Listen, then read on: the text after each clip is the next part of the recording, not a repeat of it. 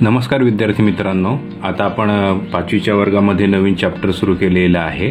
Chapter number 7 circle, 7वं प्रकरण वर्तुळ म्हणून आपण इथे सुरू केलेलं आहे.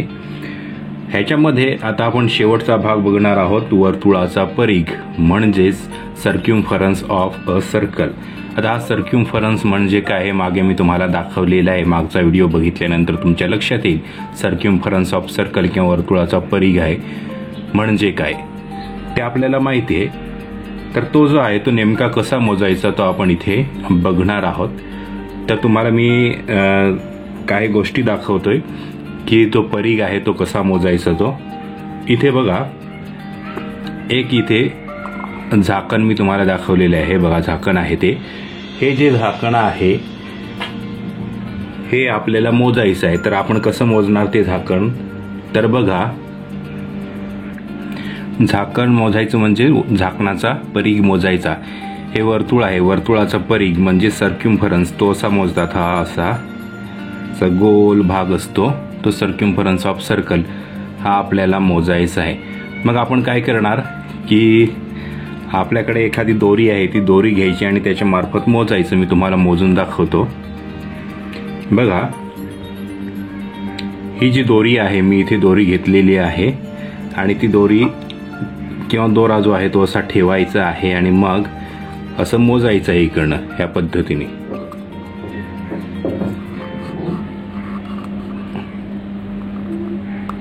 बघा, इथे आहे, कुठपर्यंत आलेलं आहे? हे इथपर्यंत आलेलं आहे. बघा, हे जे आहे ते मी इथपर्यंत घेतलेलं आहे. हे तुमच्या लक्षात येईल. हे मी इथपर्यंत घेतलेलं आहे आणि ते मोजणार आहोत. खाली आपल्याकडे स्केल आहे, पट्टी आहे, असं ठेवून मोजणार आहे. इथे ठेवणार आहे ह्या ठिकाणी आणि मोजणार. बघा, इथे पुढे आपण घेऊया. दोरा काही व्यवस्थित राहत नाही. हे बघा कुठपर्यंत आलेलं आहे तुम्हाला दिसत असेल, निरीक्षण केलेलं असेल तर तो 16वर आलेला आहे. म्हणजेच वर्तुळाचा परिघ आहे तो किती आहे? 16 सेंटीमीटर. म्हणजे सर्क्युम्फरन्स ऑफ सर्कल किती आहे? 16 सेंटीमीटर. ह्या पद्धतीने आपण मोजतो. किंवा आणखी एखादं दुसरं घेऊया आपण इथे. ही बघा, ही जी डबी आहे, ही डबी मी इथे घेतलेली आहे. त्याचं झाकण मोजूया आपण इथे. त्याच पद्धतीने दोरा घ्यायचा आणि झाकण मोजायचं. इथे मी दोरा लावतो.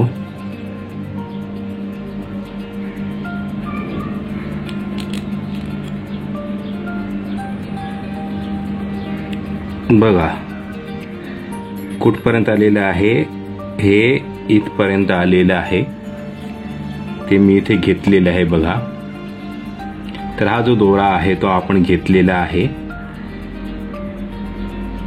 आणि मग मोजूया. बघा कुठे आलेलं आहे ते?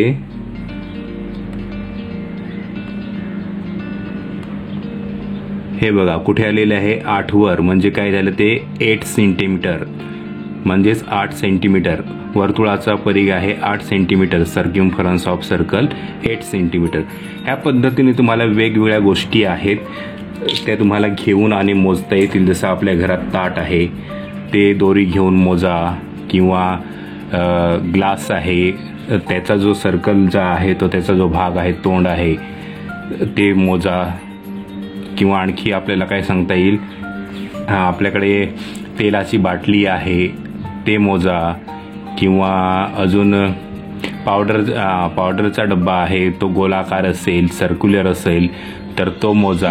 असं मोजून आणि तो सर्क्युम्फरन्स ऑफ सर्कल म्हणजेच वर्तुळाचा परिघ आहे तो किती आहे तो सांगायचा आहे.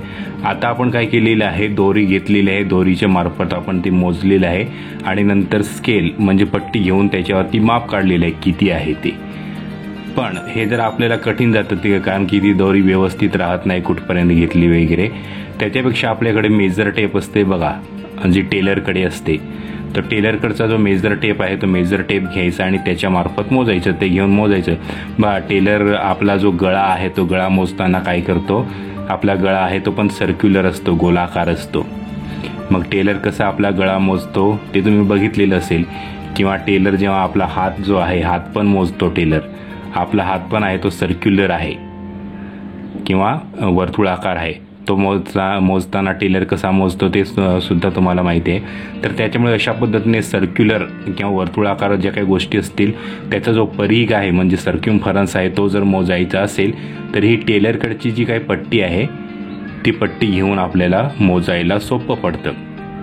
अर्थात सगळ्यांकडे काही टेलरकडची जी काही मेजर टेप आहे किंवा ती पट्टी आहे ती उपलब्ध नसते. त्याच्यामुळे दोरा घ्यायचा आणि दोऱ्याच्या मार्फत मोजायचे, असे 3-4 गोष्टी मोजायच्या आहेत तुम्हाला व्यवस्थित, म्हणजे ॲक्युरेट येईल ह्या पद्धतीने, ह्या पद्धतीने मोजण्याचा प्रयत्न करायचा आहे. जितकं तंतोतंत जितकं योग्य येईल त्या पद्धतीने मोजण्याचा प्रयत्न करायचा आहे. साधारणतः अंदाज लावायचा की कोणत्या वस्तूचा परिघ किती आहे किंवा कोणत्या वस्तूचा सर्क्युम्फरन्स किती आहे हा आपल्याला अंदाज लावायचा आहे. तर त्या पद्धतीने आपल्याला मोजायचे आहे. अर्थातच घरी तुम्ही तो मोजा आणि मला सांगा कोणत्या गोष्टीचा परिघ म्हणजे सर्क्युम्फरन्स किती आहे ते. आता याच्या पुढे आपण दुसरा पार्ट सुरू करणार आहोत, त्याला म्हणतात आर्क्स ऑफ अ सर्कल, म्हणजे वर्तुळांचा कंस. आता हे जे कंस असतात ते नेमके काय असतात ते मी तुम्हाला इथे दाखवतो. इथे बघा, हा इथे वर्तुळ एक सर्कल तुम्हाला काढलेलं आहे, त्याचे कंस जो आहे तो कंस तुम्हाला मी इथे दाखवतो.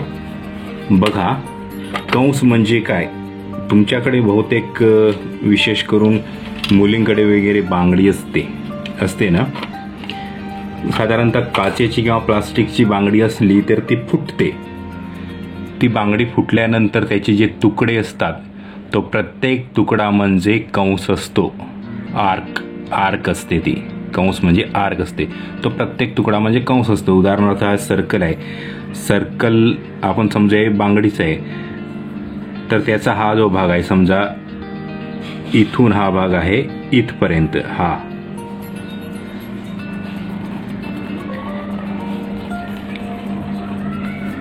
थोडक्यात हा एवढा तुकडा आहे, त्याला म्हणतात, ह्या तुकड्याला म्हणतात वर्तुळाचा कंस किंवा त्याला आर्क ऑफ सर्कल किंवा हे जे आहे त्याला आर्क असं म्हणतात.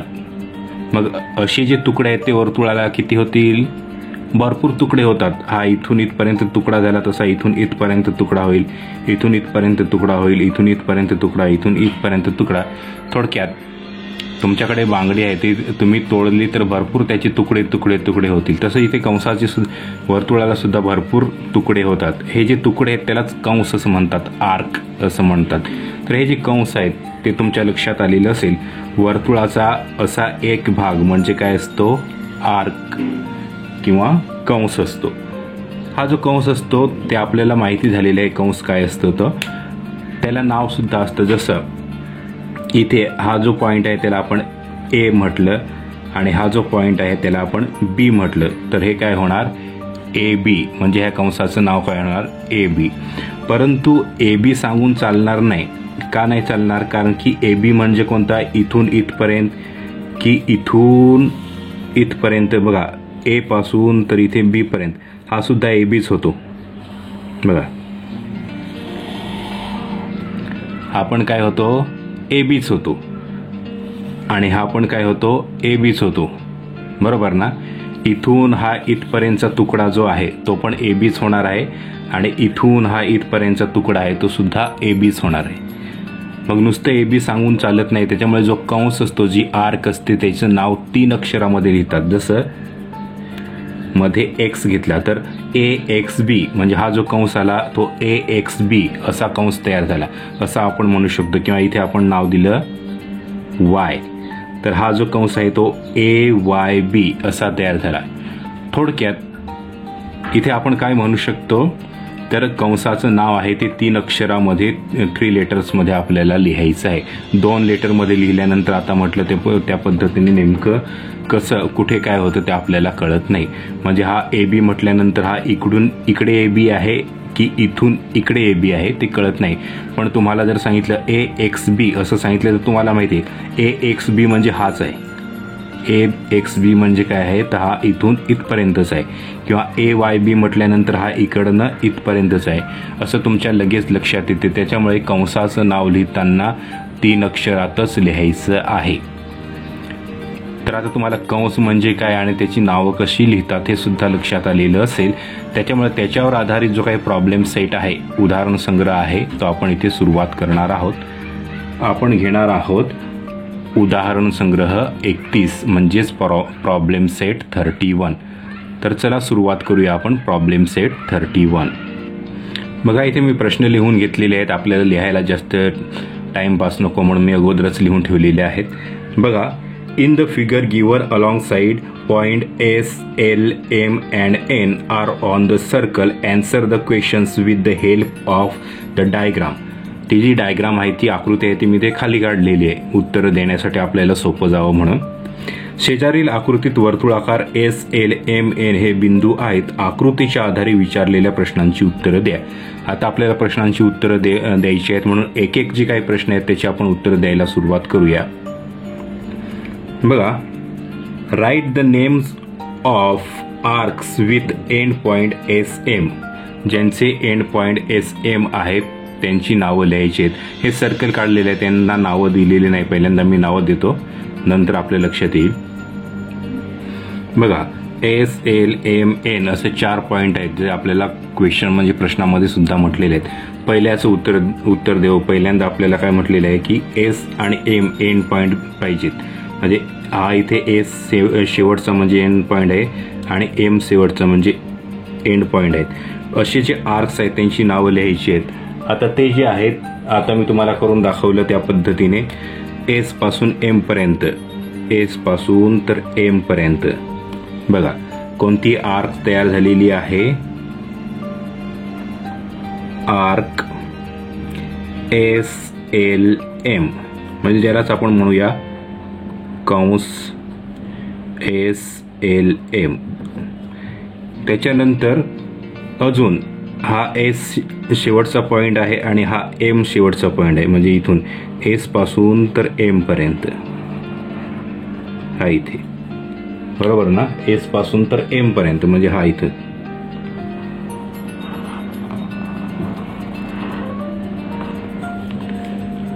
ह्या पद्धतीने तयार झालेला आहे. आता बघा, SNM असा तयार होईल. आर्क SNM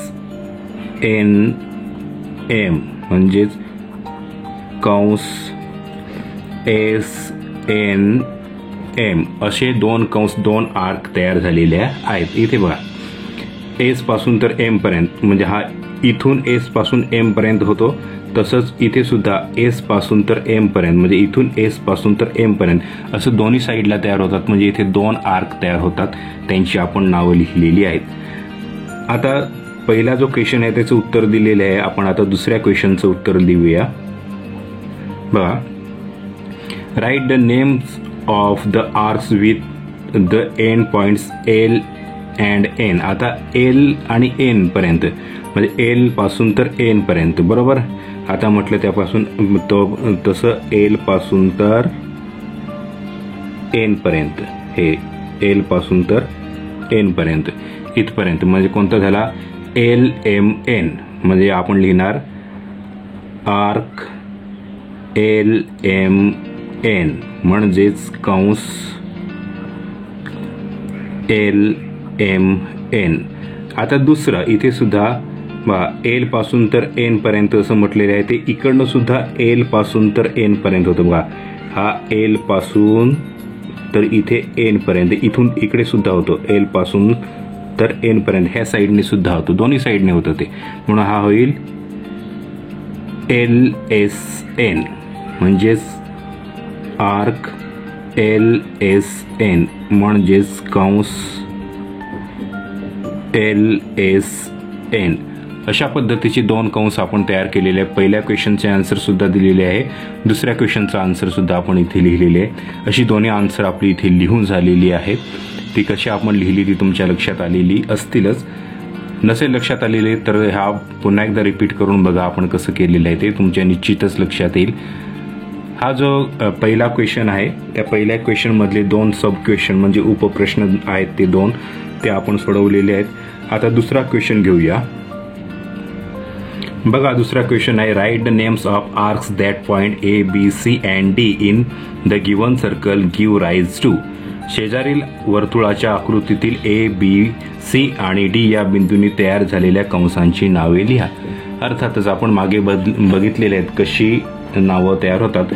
मागे आपल्याला लिमिट दिलेलं होतं जसं एस पासून एम पर्यंत वगैरे, तसं आता आपल्याला इथे लिमिट दिलेले नाही, तुम्ही तुमची शोधून लिहायची आहेत. तर आता इथे आपल्याला भरपूर शोधता येतील, पण आपण 3-4 शोधून लिहूया.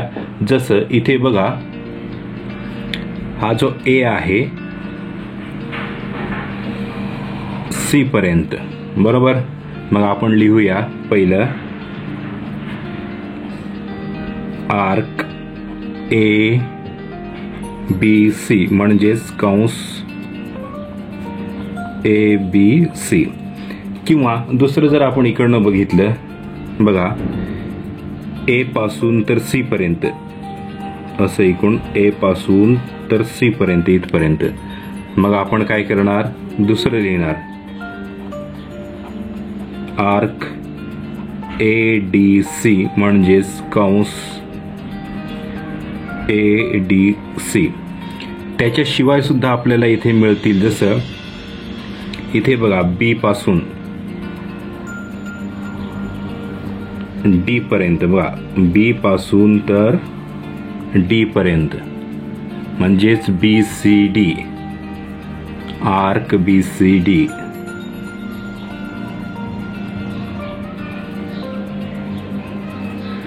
म्हणजेच कंस बी सी डी. किंवा आणखी आपल्याला इथे बघता येईल जसं बी पासून तर पुन्हा इथे डी पर्यंत, इथे इथपर्यंत म्हणजेच B A D, arc B A D म्हणजेच कंस बी ए डी. असे बरेचसे कंस, बऱ्याचशा आर्क्स आपल्याला इथे शोधता येतील, भरपूर शोधता येतील. जसं ए पासून तर डी पर्यंत, किंवा बी पासून तर ए पर्यंत, किंवा सी पासून तर बी पर्यंत.